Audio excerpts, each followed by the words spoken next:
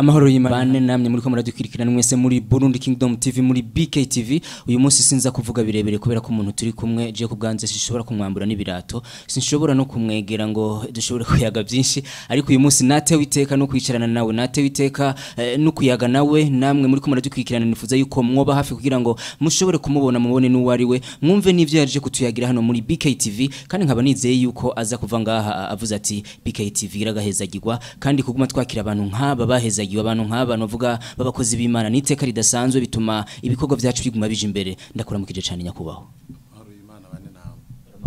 Yego turashima Imana. Muri BK TV barabona yuko twakira umuntu adasanzwe, ariko abantu barakeneye kumenya uwashoboye kutugendera wari we. Je nitwa Bishop Ntankuriye Mark. Nkaba ndongoye ishengero ku rwego rw'igihugu yitwa Église Internationale de la Puissance du Saint-Esprit.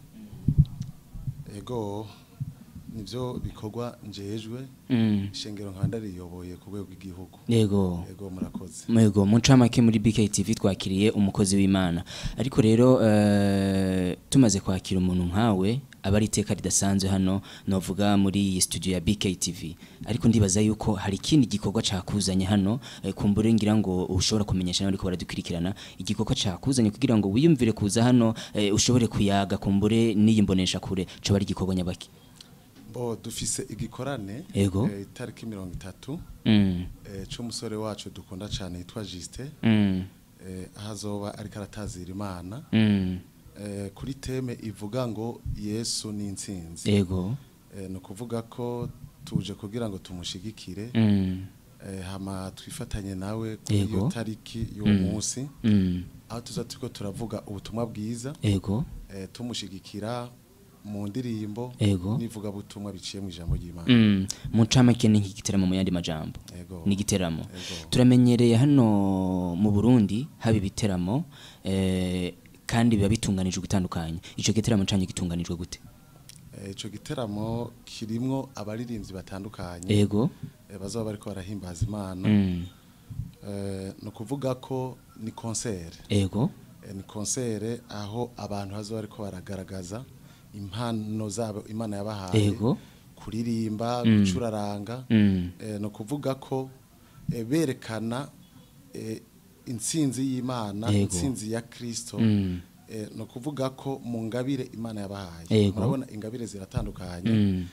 No kuvuga ko uri kurabana mu ijambo ry'Imana hariho ntanze nk'akarorero nk'umukozi w'Imana Dawidi.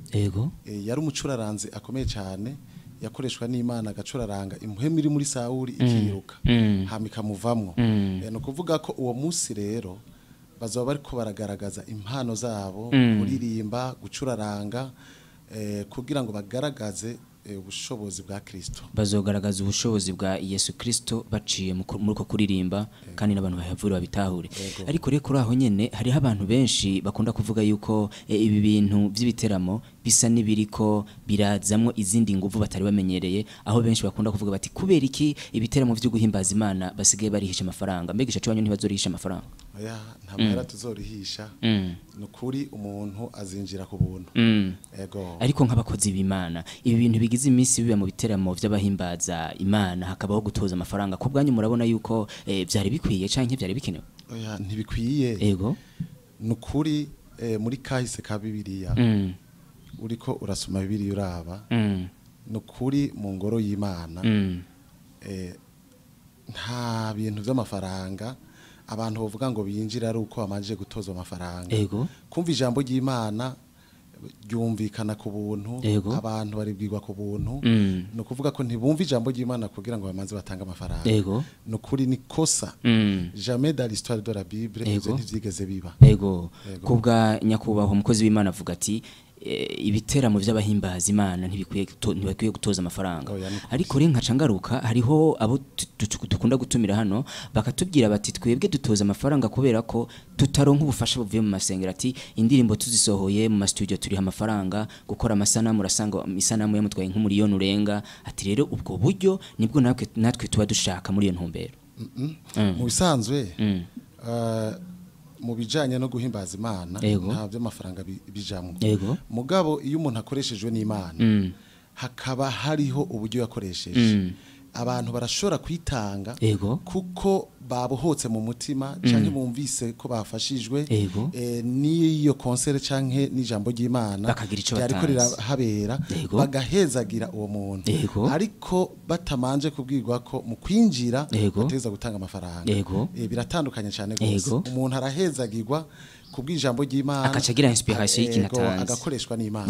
ariko kubwirwa ngo kwinjira ngo manze utanga amafaranga oya biratandukanye cyane urakoze cyane bakunzi ba Burundi Kingdom TV mwamaze kuvyumva bamwe bahora batubwira bati twebwe tugize concert ya gospel music ati turatoza amafaranga ati kubera ko n'uyu muziki turimwo iyi career ya music gospel turimwo ati iradutwara amafaranga ati nico gituma turisha amafaranga nyakuba umukozi w'Imana avuze ati ivyo ntibikenewe kubera ko namba mukoreshwa na mutima mukoreshwa na muhemu yera igikenewe nuko mwebwe nyene mutegerezwa gukora ibintu vyiza bihimbara abantu kandi vyubaka abantu maze ujya muntu yaje kubakurikirana muri kijya giteramo agaheza akavuga ati reka ntange ngira nuko nyene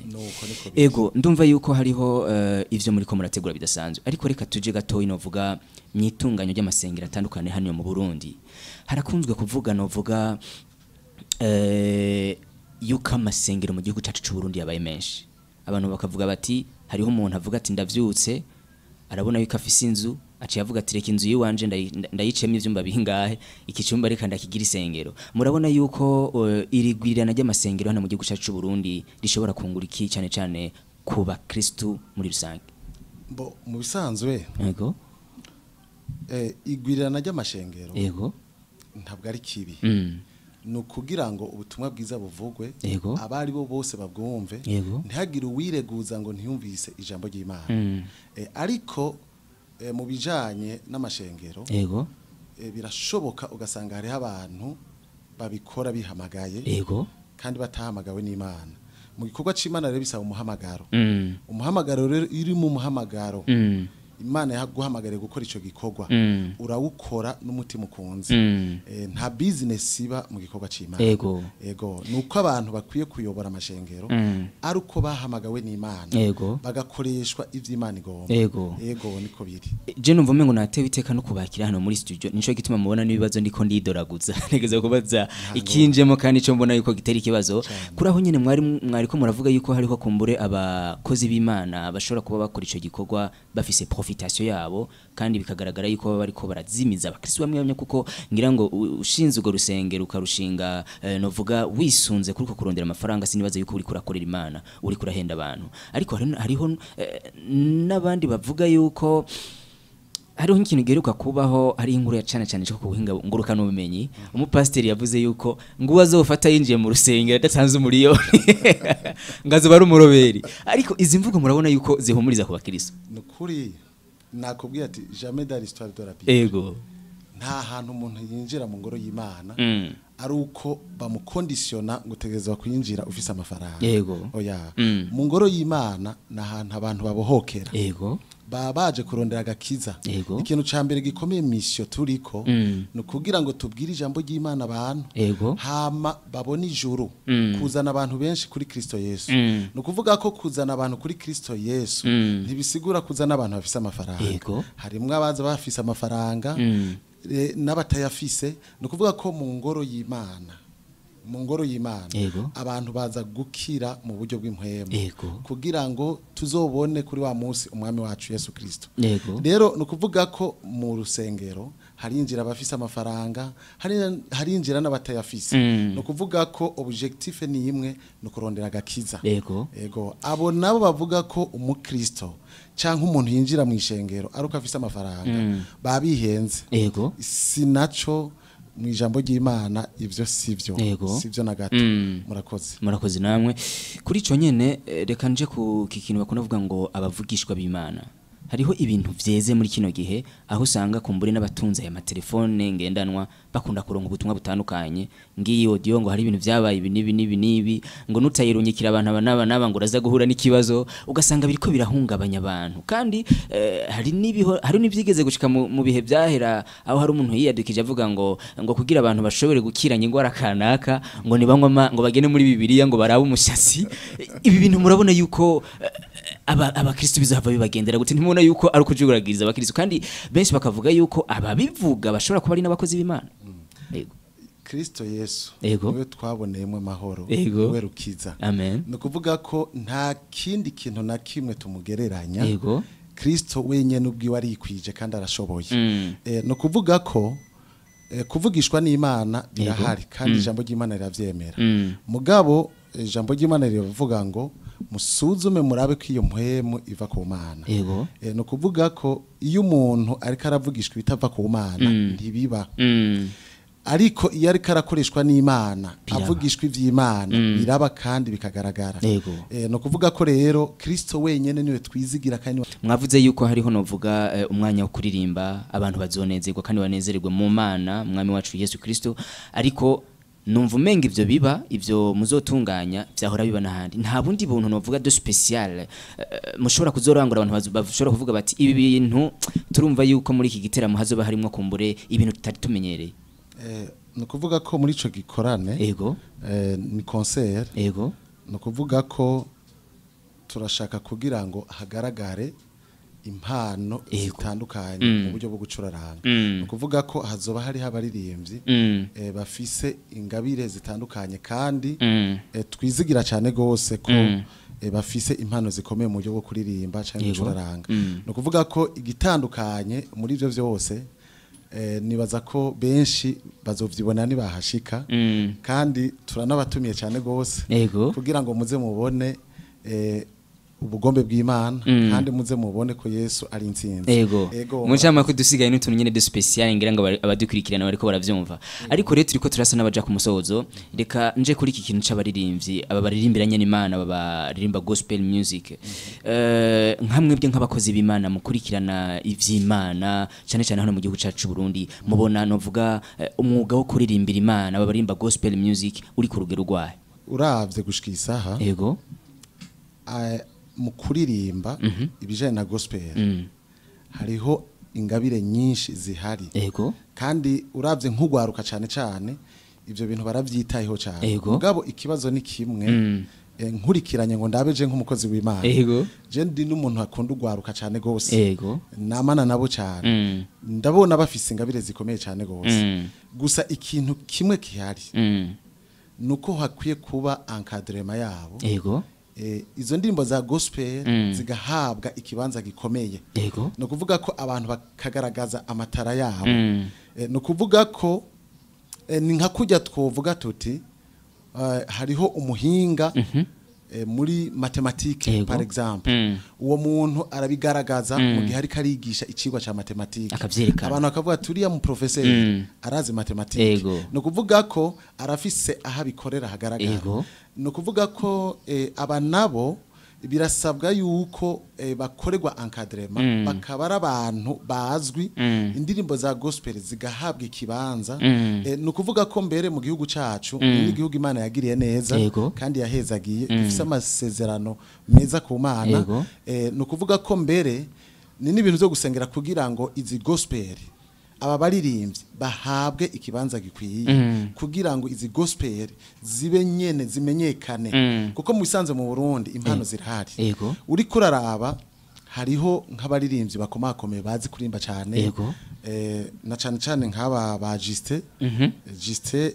no muririmbyi kandi cyane cyane nk'umucuraranza akomeye cyane nk'umupianiste ari naco gituma ngiye kumushigikira mu ngabire ziwe nk'uyu ariko aravuza piano n'umuntu abantu bose barahezagirwa ni umwana akiri muto ntaririmbye gusa aravugije gusa aho havugije piano ni birebire cyane urumva imbaraga z'Imana zikumanutse kuko ibi yarabikoze ndabibona aho ndongo ishengero nukuri numucuraranza akomeye cyane kandi afise amatara y'Imana nukuvuga ko nk'uyo umuhaye umwanya ngo akore bica vyerekana muri rya jambo ry'Imana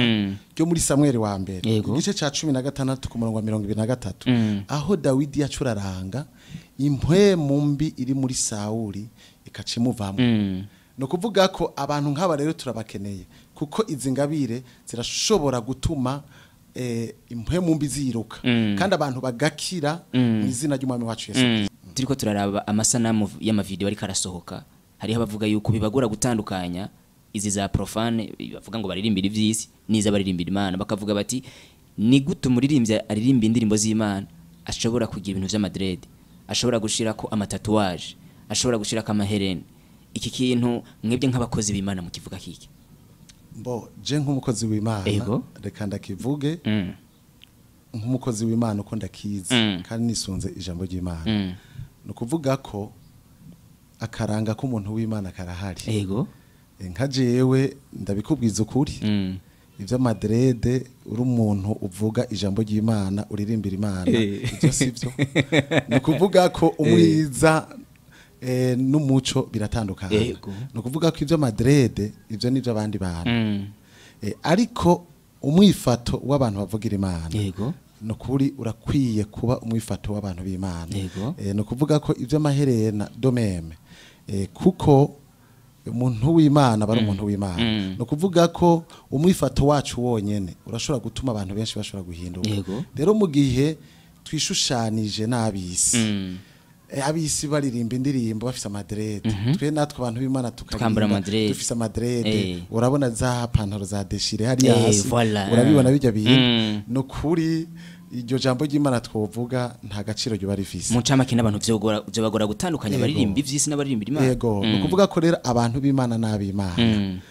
abaririmba ivy'isi ni ivy'abisi kuko hari ico baba bataramenya cyane cyane rero twebwe twabohe n'amaraso ya Kristo ni ngombwa tugira umwifato nk'abana b'Imana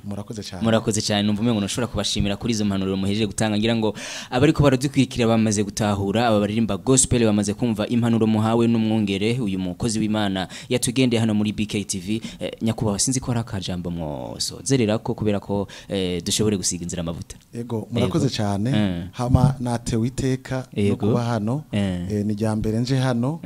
hama nukuri Imana ibahezagire cyane kunyakira hano kandi ndabifurije umugisha w'Imana mushishikare gutera imbere ndabona iki gikorwa mwatanguje ni igikorwa cyo gushigikira cyane hama nanje numvise ivyishimo bikomeye kuba nshoboye kwakirwa hano Imana ibahezagire kandi abahamagarira kugira ngo ni muri concert tuzobe turi kumwe turahamagaye abantu benshi kugira ngo baze bumve impano zitandukanye kuririmba gucuraranga no kumva ijambo ry'Imana no kuri hazoba hari umugisha ukomeye rero kubw'ivyo ndabashimiye cyane gose Imana ibahezagire kandi bongereza umugisha ndanezerewe kuri uyu muhinga gusa hari akantu twibagiye ikibanza ahantu bizobera kizobera aha mu Busoro ishengero rya Philadelphia hafi n'ishengero rya Anglikani mu Busoro yego